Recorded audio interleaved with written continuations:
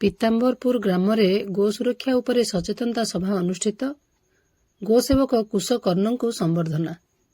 ବୌଦ୍ଧ ଜିଲ୍ଲା ହରଭଙ୍ଗା ବ୍ଲକ ପୀତାମ୍ବରପୁର ଗ୍ରାମରେ ବୌଦ୍ଧ ଜିଲ୍ଲା କୃଷକ ଉତ୍ପାଦକ ସଂଗଠନ ଫେଡେରେସନ ଓ ରାଷ୍ଟ୍ରୀୟ ସ୍ୱୟଂ ସେବକ ସଂଘ ହରଭଙ୍ଗା ଖଣ୍ଡ ତରଫରୁ ଗୋ ସୁରକ୍ଷା ଓ ସମ୍ବର୍ଦ୍ଧନା ସଭା ଅନୁଷ୍ଠିତ ହୋଇଥିଲା।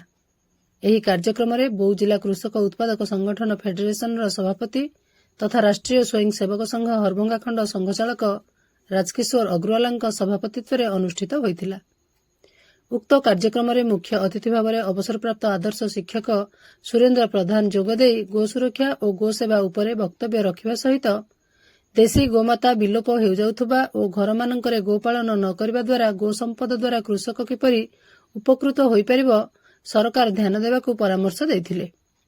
ସମ୍ମାନିତ ଅତିଥି ଭାବରେ ମାହେଶ୍ୱରୀ ଗୋଶାଳା ସମ୍ପାଦକ ତଥା ବୌଦ୍ଧ ଜିଲ୍ଲା କୃଷକ ଉତ୍ପାଦକ ସଂଗଠନ ଫେଡେରେସନର ସମ୍ପାଦକ କୃତିବାସ ପଲିଆ ଯୋଗଦେଇ ବୁଲା ଓ ଅସହାୟ ଗୋମାତାମାନଙ୍କ ସେବା କରି ବହୁତ ଖୁସି ଥିବା ସହିତ ଜିଲ୍ଲାରେ ଯେଉଁମାନେ ଦେଶୀ ଗୋମାତାମାନଙ୍କୁ ପାଳନ କରିବେ ସହଯୋଗ କରିବା ପାଇଁ ପ୍ରତିଶ୍ରୁତି ଦେଇଥିଲେ। ଅନ୍ୟତମ ଅତିଥି ଭାବେ ପଲ୍ଲୀ ବିକାଶ କୃଷକ ଉତ୍ପାଦକ କମ୍ପାନୀ ନିର୍ଦ୍ଦେଶକ ଦିବ୍ୟଲୋଚନ ପ୍ରଧାନ ମଞ୍ଚାସୀନ ହୋଇ ବିଗତ ଦିନରେ ପୀତାମ୍ବରପୁର ନିଜ ଗ୍ରାମରେ ଗୋମାତା ଚାଲାଣ ହେଉଥିବାର ଖବର ପ୍ରକାଶ ହୋଇଥିବା ବିଷୟ ଆଲୋଚନା କରି କ୍ଷୋଭ ପ୍ରକାଶ ସହିତ ଯେଉଁମାନେ ଲିପ୍ତ ଅଛନ୍ତି ଏଥିରୁ ନିବୃତ୍ତ ରହିବା ପାଇଁ ଅନୁରୋଧ କରିଥିଲେ।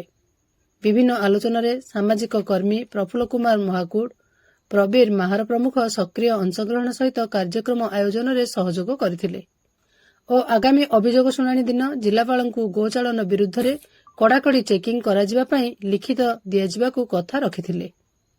ବିଗତ ଦିନରେ ପୀତାମ୍ବରପୁର ଗ୍ରାମ ଦେଇ ଚାଲାଣ ହେଉଥିବା 56 ଗୋଟି ଗୋମାତାଙ୍କୁ ଉଦ୍ଧାର କରି ଶ୍ରୀ ଶ୍ୟାମ ଗୋଶାଳାରେ ପ୍ରତିପାଳନ କରୁଥିବା କୁଶ କର୍ଣ୍ଣଙ୍କୁ ଅତିଥିମାନେ ଶ୍ରୀଫଳ, ଉତ୍ତରୀୟ, ସ୍ମୃତିଫଳକ ପ୍ରଦାନ ପୂର୍ବକ ସମ୍ବର୍ଦ୍ଧିତ କରାଯାଇଥିଲା।